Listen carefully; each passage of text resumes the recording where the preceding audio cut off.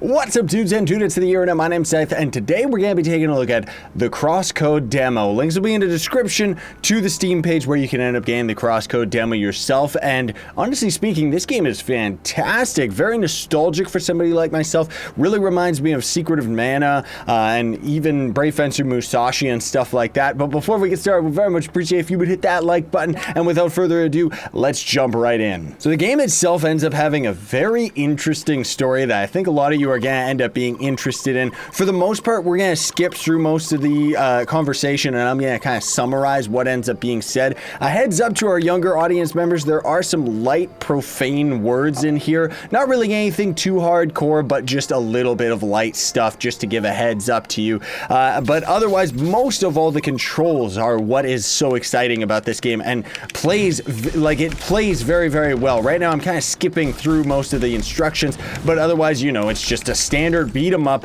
while also later introducing ranged attacks. There's also going to be different elemental attacks, and it's a very skill-based game too, because the combat manages to be very, very responsive, and as such, most of the fault from getting hit by enemies and stuff like that actually ends up coming with player problems, right? So right now they actually automatically swapped us over to a fire elemental. We don't get to experience anything more than this in the demo, but those enemies were like a water or ice-based enemy or something like that, and either way, we ended up having a fire attack that just made us do more damage to them, you know, and that I think is really, really cool and really serves up a lot of potential for the later parts of the game, because you might end up fighting multiple different types of enemies and have to kind of swap on the fly, you know, between the different elements. And now right here, they're going to show us our ultimate move, which is very, very cool, very, very fancy. You end up charging up the move and then releasing, and it's just, look at that. That just looks absolutely awesome, doesn't it? Also get Shrek'd, weird robot dudes. This guy's being all evil and stuff. Just kind of summarize the story. The reason that we're chasing, running through here isn't really explained just yet, but what ends up happening is as we end up coming in here, we find Otacon from the Metal Gear Solid games, who is pretty, he's not actually Otacon, but it's supposed to be our main character's brother, and kind of says how, yeah, if I don't end up finishing this program right here, they're never going to let you go. So I guess we're like kind of under control of a bunch of big baddies or something like that. Most of this stuff I'm gonna let you, I'm also gonna be skipping so that you can end up reading it yourself. I love that expression right there, man. I'm sorry, I know that it's supposed to be an intense moment, but seriously, like, it's just great. The pixel art is absolutely fantastic, especially the production and the emotion that they managed to carry with the characters and actually having them all kind of animate to a degree and stuff like that, right? Now, the thing that's really, really exciting is once we end up getting to this next area, because we're kind of, I don't know, I don't want to say that we're not on Earth, but I don't think that we technically are, because there are different aspects of the story that I'll explain as we kind of get to them. But as for right now, you know, that initializing avatar actually does have a role to play. Now, this is going to be our actual main character. I'm assuming we kind of swap off between both characters, not exactly sure. But this one, you know, kind of true to form of old school games and stuff like that, our character can't talk right now, and what that dork on the computer screen is trying to tell us is that, oh yeah, your thought synchronization, or speech synchronization, I mean, isn't exactly like optimal or working or anything like that anymore, right? And now we also have access to our ranged attacks. Gotta try and snipe all these things out while staying in the circle, because we can't actually move our character. And the way that it ends up working with the shooting is just using the right joystick, but now that we've got the charge mode, it actually takes effect once you keep your aim in a specific direction for a little bit. Like you see now that we got a red target, it's a charge shot, and charge shots are actually going to end up ricocheting, which plays a big part in some of the dungeons and stuff like that, because there's, you know, there's lots and lots of puzzles alongside all the combat and alongside all of the story-driven aspects, right? And it's just, there's something about this game that just really, like I said, it really, really cries old nostalgic games, while also delivering a very fluent and very solid experience for just what the game is actually trying to deliver. Like even the controls, you'll be right at home if you end up picking up the demo for yourself and just plugging a controller in and just seeing how it operates. Of course, you can use just a keyboard for sure. Don't know if you can end up using the mouse, but needless to say, it just operates so well. Like I absolutely love the controls in this game. All the jumping and stuff like that, that's all just automatic, so we just gotta watch for that. These beams right here, like the orange one means that we can actually shoot through it, while a blue one means that we wouldn't be able to. And then there's going to be a bunch of boxes to destroy. These are destructible. And we can also always hold our shot, but it means that we're not going to be able to ricochet all of our shots because you got to wait for that charge shot, right? And that's kind of where a little bit of the different combat mechanics end up coming into play, because do you end up trading off waiting for a longer shot, or do you just go for the instant rapid fire machine gun, right? And of course, as they're going to end up showing at the end of the demo, we don't end up getting any of that today. But there's going to end up being like tons and tons of different gear. There's a skill tree system that's very similar to like Final Fantasy X's grid system. So very in depth while also seeming like a very simple game, you know? And again, like I said, the story is actually really, really cool. It really reminds me of like Assassin's Creed or Sword Art Online, just to give a little bit of a spoiler here. And then rats, the tried and true method of any RPG. The first quest should always be rats. But this one ends up being a little bit tricky. The momentum, there actually is momentum where we wouldn't actually be able to make that jump we just did if we were shooting, because as we're shooting, as we're doing different combat techniques and stuff like that, our character is actually walking a lot slower, right? So you kind of got to keep that in mind while you're actually attacking stuff. And now it's just standard, you know, breaking all the crates and destroying all the enemies that are inside them. As we end up destroying these enemies, they are going to end up like, you know, we're just opening all the switches and getting through the dungeon and stuff. These are just key mechanics that they're going to end up using in the later portion of the game with other dungeons and stuff like that. Now, the other thing too is, of course, you know, we don't end up getting our ricochet shot if we don't let it charge, of course. But at the same time, we're also doing more damage if we end up waiting for the fully charged shot rather than just shooting the constant machine gun, right? And as far as the role play is concerned, our character is something special, which I will, again, I'll talk about that in a little bit because the game isn't kind of showing us it yet. But as you can see, most of the characters you're going to come across are going to have these goggles on, right? And technically speaking, the projectiles that we're actually shooting around all over the place are supposed to be like virtual.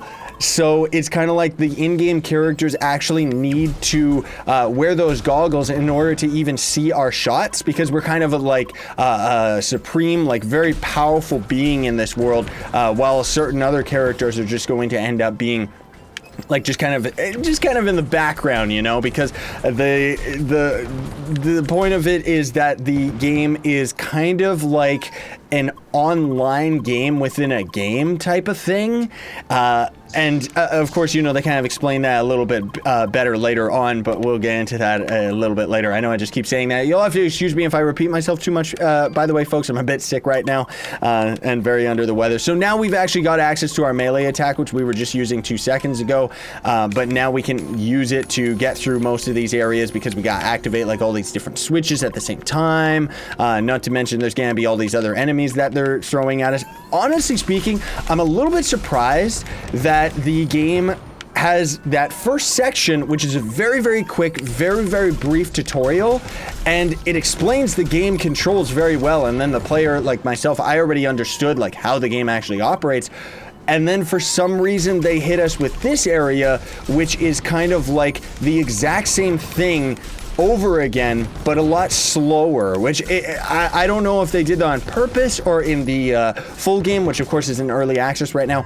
Maybe you end up starting at a different segment, but I wouldn't think so because, like I said before, I think we're going to end up taking control of both characters, or maybe we're just going to end up running into that other character, or maybe it's even a future part of the story and a part of ourselves. So now we're actually going to be going up to the bridge, because we're actually on a ship, not a spaceship or anything like that, just a normal ship. This captain also has a jetpack behind him, which is hilarious, and kind of introducing all the different characters and trying to tell us, tell all the other characters in the story anyways, that our character can't talk because they still haven't initialized our speech yet, right? And then when we come down here, the game kind of drops hints at what our character ends up being. Not just yet. First of all, it's going to show us that we're actually on a giant tanker ship, and then over on those tankers, we're going to end up dealing with a little bit of a boss fight in a moment here. There's just such high production to this game, though, that I just absolutely love it. You know, there's just something about it. Like, it really plays very, very well, you know? And anyways, like I was saying, when you come down here, you can see these characters, and he's actually got those glasses on where you can see our projectiles. They kind of use the other character with him, like the girl that's beside him. Kind of later when we come through here and start smashing all the boxes, she's like, what was she even shooting? And he's like, you can't see them unless you have the goggles on, right? So now we're actually going over to the front of the ship, the bow, and they're going to end up explaining the different aspects of the story where we are actually in an online game, and our character that we're controlling right now is supposed to be a player in real life that's kind of in virtual reality, right? And over there is supposed to be like kind of the main hub world where you can end up talking with all the other characters and everything like that are all supposed to be players. It's supposed to be the playground where right now this is technically, even in the game, this is the tutorial section where they're kind of instructing our character and trying to find out, hey, what, you know, you actually ended up losing your memories, so we're going to try and discover that by going through the game. Now, granted, it's not actually online with other players or anything like that. It's just as far as the story is concerned, right? And all these characters on the ship are supposed to just be NPCs, non-playable characters. And now this dude ended up actually teaching us or giving us the word hi. So we're going to end up getting more and more words, I'm sure, that we're going to be able to use a little bit later in the game. Of course, you know, you still can choose like yes or no questions and stuff like that. But for the most part, we can just walk around actually talking to people. But I'm just going to kind of skim through it and just rush through these sections right here. So these characters are very impressed with our character because we're, you know, we're special. We're an avatar, right? And these boxes are going to be a little bit different than the ones that we were dealing with before. It doesn't end up, maybe it tells you and I just didn't notice, but you can see that the top of these boxes is actually really, really dark. That's actually because the top of them, I'm trying to see if I could snipe that. Yes, there we go. Certain parts of these boxes are destructible, while other parts, the other parts of them actually aren't. So there's those normal boxes that are just fully, like this one right here, it's just fully destructible. You can just shoot it, no problem. But then there's going to be the other boxes that we already ended up destroying most of those. And those ones you can only destroy from one side, right? So I'm sure that once again, it's going to end up being another mechanic that's going to end up coming into play with the different dungeons and stuff like that. Because again, very puzzle-driven game. There's also a little bit of an Easter egg once we go to one of the area floors where a character is playing a video game and says, "Hey, I thought this game was canceled." Naturally, I haven't kept up with this game in any way, shape, or form, but I just assumed that that must be a reference to the old development of the game. As far as I can tell, anyways, just because I'm noticing a lot of the tile sets and stuff like that, I think this is actually made on one of the RPG Maker engines. I wouldn't be surprised if it is, but because of that, that is exactly why I find this so impressive, because I've messed with RPG Maker a little bit, mostly the older versions, not the ones nowadays, and I mean, needless to say, these games, yeah, they're pretty crazy, the amount of detail that you can end up putting into them. So anyways, now we're actually kind of dealing with a full combat situation where he's going to try and teach us different mechanics. He wants us to shoot rapid fire 10 times in a row, which we ended up already doing that earlier, so of course that's fine. And now we're actually going to be dealing with a turret and trying to dodge. So hopefully I'm going to be able to get my timing down. He wants us to actually, oops, he wants us to actually keep our aim on the target while also dodging at the same time. But you know, I can't really hear it, so the timing is a little bit messed up for me just because I can't really hear it over myself. Now, those are automatically going to end up hurting us. He gets mad at us while the other character says, "What are you talking about? I didn't end up teaching you how the guard works." Whoopsie daisy, I should have ended up saying no. So now this is the kind of the final piece of the puzzle with the controls here, where we can end up holding our left bumper or L1 or whatever, and just kind of standing in place and just guard against a bunch of projectiles, right? All right, got the basics. Yes, I most certainly do. So now when he ends up doing that crazy string of attack, we can just block all of them. And then he wants us to actually go into a combat situation with the turret itself, which hopefully we're going to be able to do. Oh, that's right. We got to talk to this guy first. All right, so now we're just going to end up fighting the turret head on before things potentially end up going very, very badly for us, and we end up fighting another avatar, right? So that's kind of the thing that I think is so cool about the game, is the fact that the other characters are all supposed to technically be like other players, you know? Now, that's the other thing too, is for an enemy like this, we could very easily just kind of stand in its face and probably just block its projectiles. It seems like some of the shots are actually getting through, or maybe it's just that while we're blocking, we're still taking damage, I think is the case.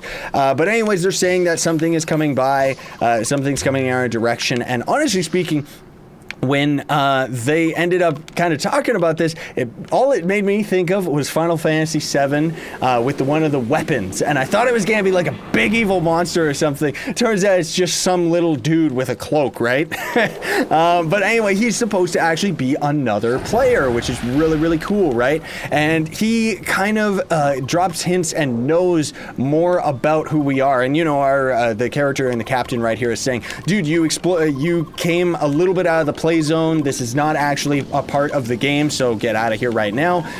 But he actually knows who our character is, and so that's kind of the incentive throughout the story, is the fact that, you know, we've lost our memory, so we're trying to find out what's going on with it, right? But the thing that I love about the narrative is the fact that it even acknowledges the fact that we're in a game, means that it doesn't have to hold our hand as much with the gameplay mechanics, so it can just very openly say, like even right here, he says, don't worry about it. You're around the same level as this creature, so you're going to be just fine. And if this isn't a Secret of Mana boss battle if I've ever seen it, get out of here, NVIDIA, you jerk! Why'd you end up showing that up in the middle of my recording? Man alive, give me 2 seconds here. Oh, and I guess I should have mentioned as well that we could have ended up saving all over the place.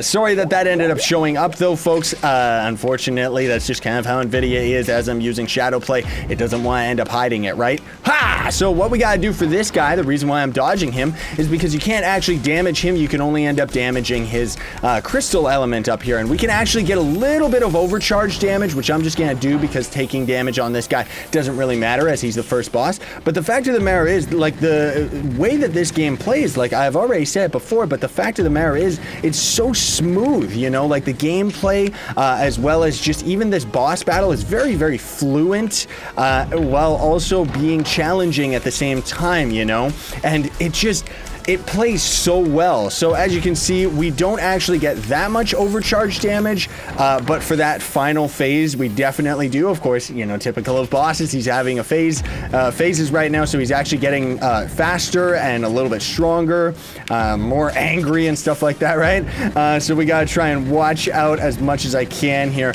We don't actually take damage when we walk into his face. Like, we don't actually take damage by touching enemies, which I think is fantastic, because otherwise that can be very annoying in certain games. But of course, if we ended up getting attacked by some of his different moves, of course we would have ended up having some trouble there, right? But anyway, that is the end as far as the demo is concerned. Now it actually levels us up, which of course we could, in the main game, grind out enemies, get different elements and stuff like that, travel through the cross worlds, that's kind of the main hub area where most of those people are actually supposed to be other players. There's going to be different dungeons, so as you can see right there, very puzzle-based game. As well, and then just exploring the world itself, which very, very cool. And I love the fact that you can just go out into the open world. That area especially, I recognize those tile sets like crazy. There is where you get all the different gear. That is kind of the leveling system, as you saw, and then get early access. Anyways, links will be in the description for everything, folks. Hope you enjoyed the video. Don't forget to like, share, favorite, and subscribe for more daily content. Sayonara and stay epic, everybody.